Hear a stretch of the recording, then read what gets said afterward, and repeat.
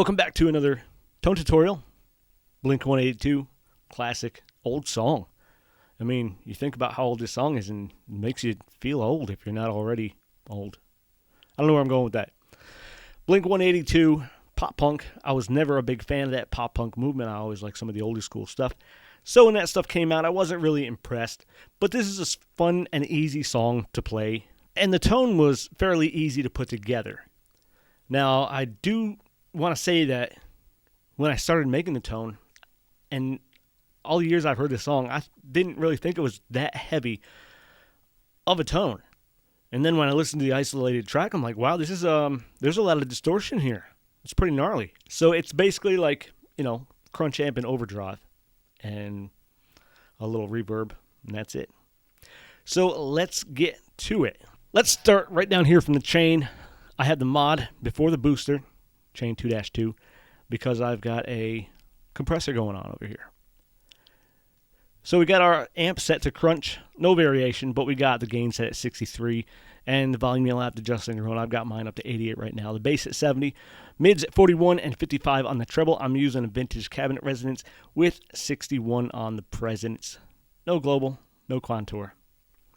Moving over to the booster. I'm just going to use an overdrive, basically an SD2 or OD1, Boss OD1. It's the closest thing I could come to like, let's say the SD1, but I probably could have used crunch overdrive, but it's fine.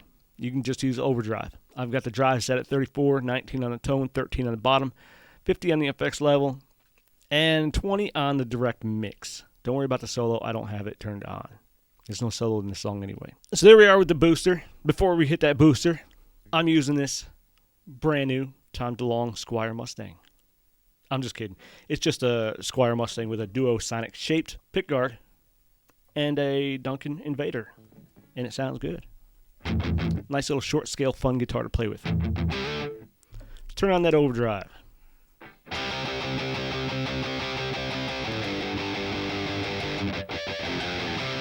Next up, we got a light compressor. I got 65 on the sustain, 50 on the attack, 0 on the tone, and 50 on the level. Just give it a little boost and even out the things.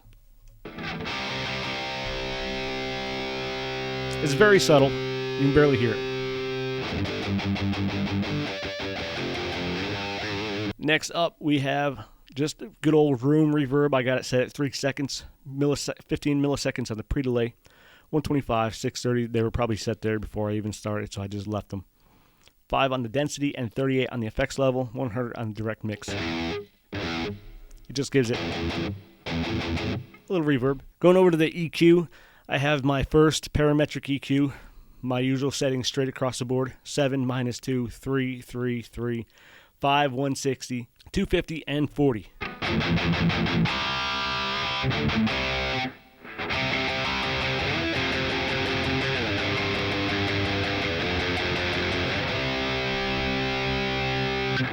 And lastly, amp out on the graphic equalizer.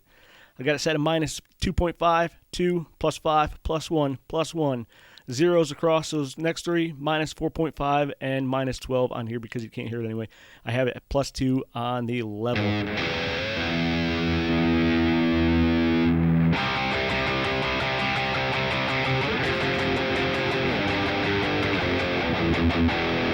I mean, overall, it's a pretty cool distortion just to use on anything.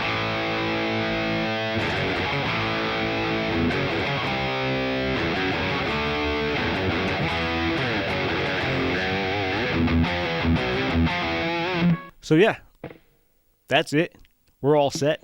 If you want to download it, download it. Let's hear it one more quick time in the mix. I know I was kind of lazy on this one. It was quick, easy, but hey, some people like it like that. See you next time. Late night, come home, work sucks, I know, she left me.